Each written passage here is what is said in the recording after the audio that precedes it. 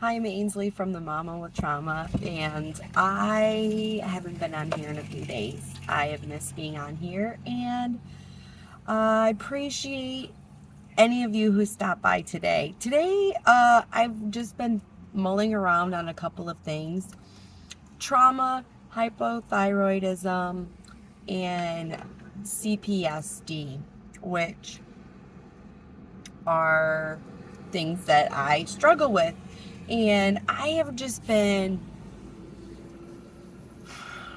been navigating a situation with my one of my new doc. I have a new doctor, and he's very fixated on the TSH, which is the stimulating thyroid stimulating hormone, which is between the brain and the hormone, like the signals and the hormones being sent from the brain down to working the thyroid gland.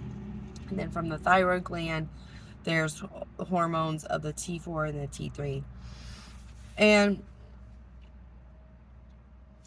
as a whole, knowing what the TSH level, what the TSH range is, the T4 and the T3 are very helpful to understand a whole of what's going on. And I have this new doctor, and I'm gonna have to leave him very soon. But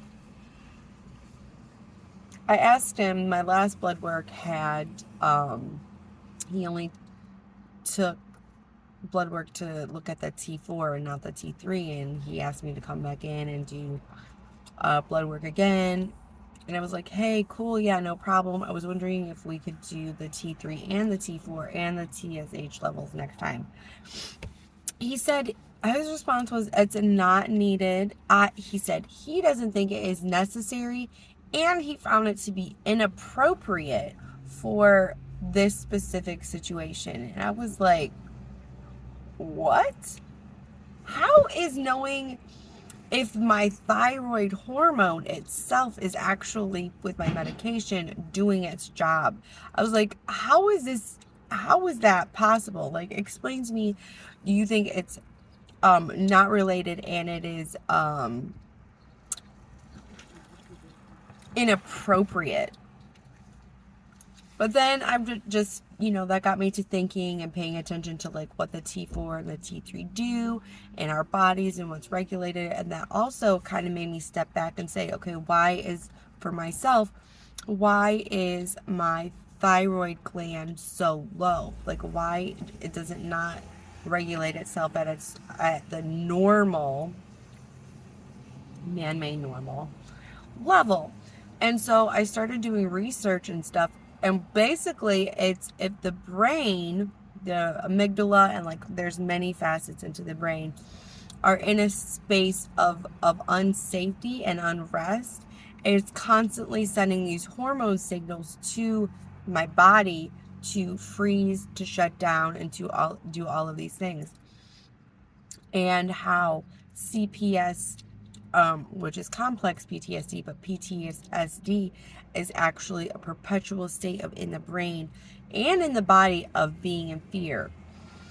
And I'm just so fascinated at how all of this works, how the whole body works, and how, um, science would rather have us, some doctors would have us divide ourselves into all these little factions and categories. Like, my doctor's obsessed with my the TSH level in my body being too high, when my body's overworking. And I'm like, that's because I have been in trauma. I told him that from the very beginning. I was like, I've had horrific trauma that I've experienced in my life, so my body does certain things to navigate life. I'm not like a healthy, 100% healthy human being. Like, I have to take medication. I have many issues because of this. And he's like, well, that's not any of my business. But I just find it interesting how Western medicine will have us dissect ourselves into tiny little categories and only focus on that one category,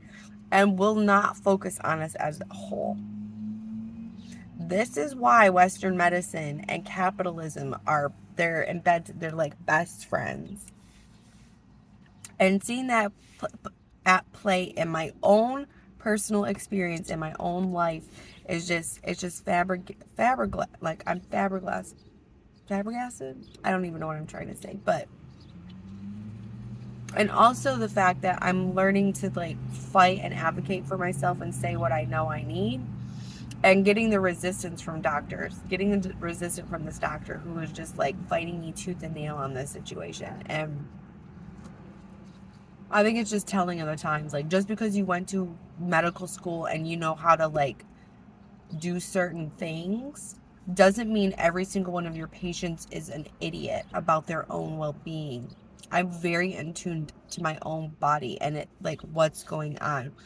I might not know a test or some other things, but believe you me, I am aware of the changes and shifts that are going on. And I just wish some doctors would be willing to be more, and I know they're out there and I will find them, but yeah, just this experience with this doctor, and um, I'm glad I'm having it because it's forcing me to really like root myself and ground myself into what I know about myself and what I've gone through.